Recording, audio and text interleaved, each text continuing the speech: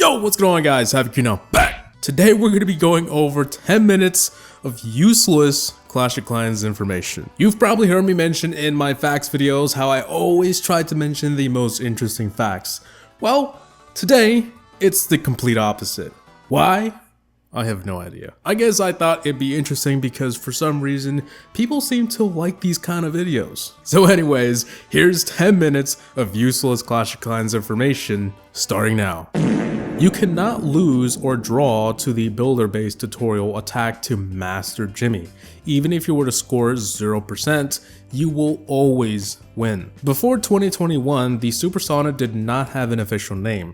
People just called it a super true barrel or whatever it seemed to be. Obstacles have respawn rates, meaning when one respawns, the chances of it being a particular obstacle are different. Currently, the bush, fallen trunk, and small trees have the highest spawn rate at 20%. The lowest are the medium and large trees at 5%, unless we're talking about special obstacles which are usually 2% or lower. The builder base has very similar numbers as well. In the Clashorama series, the healer is blind. It's unknown if she's actually blind in the game, but I mean, that's a pretty interesting thing to know. The elixir storage, dark elixir drill, and dark elixir are the only resources in the home village that don't appear in a loading screen. The Seeking Ermine's description is a reference to the musical Look, up in the sky, it's a bird! It's a plane! It's Superman! Yes, it's Superman! There is a glitch that if you move walls underneath a sleeping villager in the builder base, they will start to jump while sleeping and then disappear. When first teased, the patch on the boat was on its left side, but a few days later it would appear on the front right side. You probably have always seen the builder with a grin on his face and never seen him do anything else. But except for this one maintenance break picture, he's actually seen with his mouth closed, which is pretty weird if you've never seen him like that. The spring trap is the only trap that's ever appeared in a loading screen. The clock tower's destroyed state is the same as the town hall's or builder hall's destroyed state. The loot cart usually has a tombstone next to it, but sometimes it doesn't.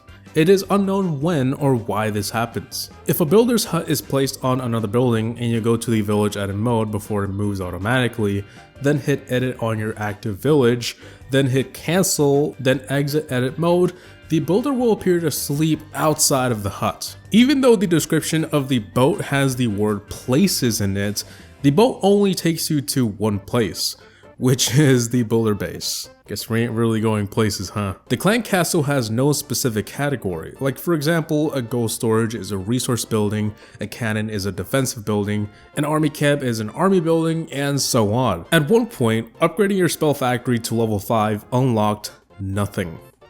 It was simply an upgrade to increase the amount of spells you can hold. But this was changed when the clone spell was introduced. Still, I think it's crazy that you can upgrade a spell factory and get nothing new from it. The trader's offers aren't random. They actually follow a 39-day cycle and reset after that to begin the same cycle over and over. The only time this cycle is broken is in special offers like holidays or an anniversary. Wizard towers from level 1 to 4 have slower travel time compared to the rest of the levels, which is unique in itself because most buildings don't decrease or increase the speed of its attacks at all. In fact, the game never indicates that when upgrading it, it'll increase in speed. It just happens. The Master Builder's Hut is the only building in the home village that cannot be upgraded. The only other non-upgradable buildings are the army camps in the builder base. A leaderboard player once claimed that he spent nearly 7,000 a month on his base, and that only accounted for 7% of his income. The X-bow is actually a crossbow. I think that's obvious, but the X in crossbow resembles a cross. So when you read it in a different way, it's actually just saying crossbow. In fact, in the Japanese and Chinese language, it's simply called a large crossbow for Japan and crossbow for China. The playground where you test super troops has an army camp that's smaller, but isn't actually a building. It's just a decoration much like the ones seen in the single player campaign maps. The lava launcher has the biggest blind spot of any defense, with a radius of 10 tiles. When all 3 magic items are purchased from the trader, a detailed close-up render can be seen of the trader's tent. The total time to finish all troop upgrades is theoretically 4 years, 73 days, and 18 hours, assuming that the upgrade progress is not influenced by anything such as magic items or gems. However, the time taken to obtain resources is not included in this time, so the actual time needed to finish all upgrades is much longer. Although the Star Laboratory and Boulder Barracks appear in the shop as if you previously purchased it, you are unable to buy them as they were repaired when upgrading the Builder Hall to level 2, so it's unknown why they're in the shop. According to this video, Supercell thought of the Town Hall 13 to have a winter theme because they felt it would be more appropriate since the Town Hall 13 was being added in December. Although directly selecting a gold mine with a gold bubble above it automatically collects any resources it has stored, there is a way to check how much gold it has stored without actually collecting it. This can be done by moving any other building to an invalid spot on your map, for example the edge of your map, and releasing it while its surrounding square has turned red. Then select the desired gold mine and choose the info button to display the amount of gold gathered by the mine to that point. This works with pretty much any collector, and it's probably one of the most useless hacks I have ever read. For some odd reason, builder huts are categorized as resource buildings, but goblins don't go for them. The full bubble will normally show if your clan castle is full of troops, but it will not show if you're not in a clan. If you have a max clock tower and a max gem mine and then boost, you will net 90% of 1 gem the entire boost. Oddly enough, the Mega Tesla can be seen in the 9th anniversary loading screen, but that loading screen picture takes place in the home village.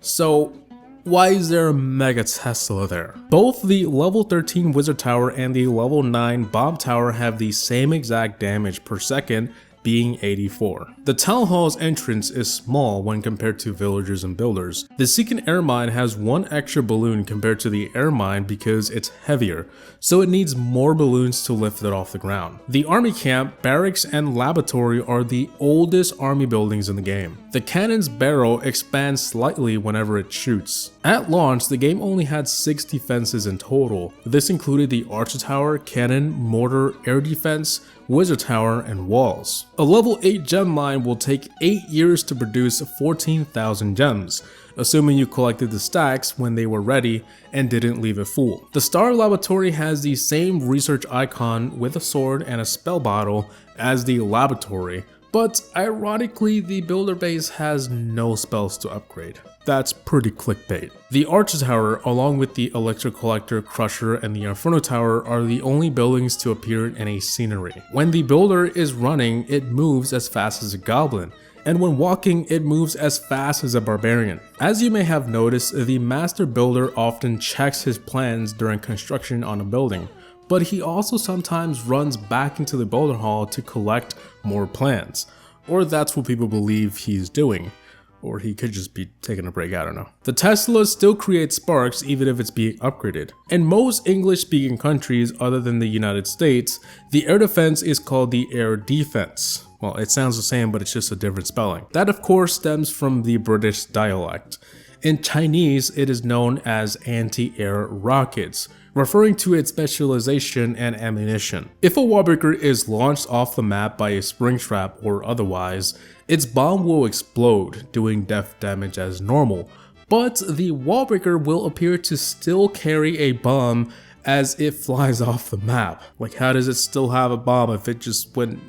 Never mind. The freeze effect that occurs when a level 3 or higher Giga Inferno is destroyed has a slightly larger area of effect than the explosion damage that occurs simultaneously. So basically, it is possible for troops to be affected by the freeze but be unharmed by the explosion. Villagers often clap next to buildings and obstacles to quote-unquote worship them, but sometimes when visiting someone that isn't your friend or in your clan, they will appear to clap next to nothing. But what they're really clapping at is a hidden Tesla, which reveals its location. but they could also be clapping at traps, so I don't know. Still though, if you've ever seen a villager clapping at nothing, they're clapping at something that you can't see. Although the description refers to Dark Elixir as 3 times as powerful, in the game, it is in fact 100 times as powerful.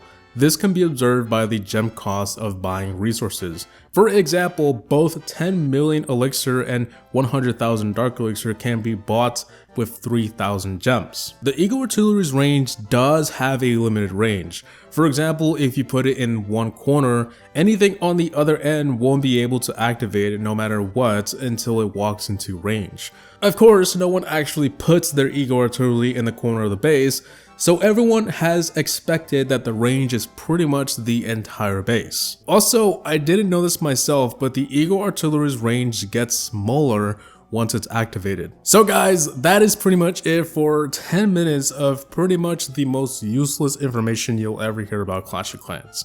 I don't know, some of these facts were interesting, but like I said, not interesting enough to be in my real facts video. These facts are intended to be just a waste of time. And I hope I wasted your time. So with that being said, hope you guys enjoyed today's video. Please like, comment, and subscribe. And as always, thanks for watching. Havoc Gaming out. Peace!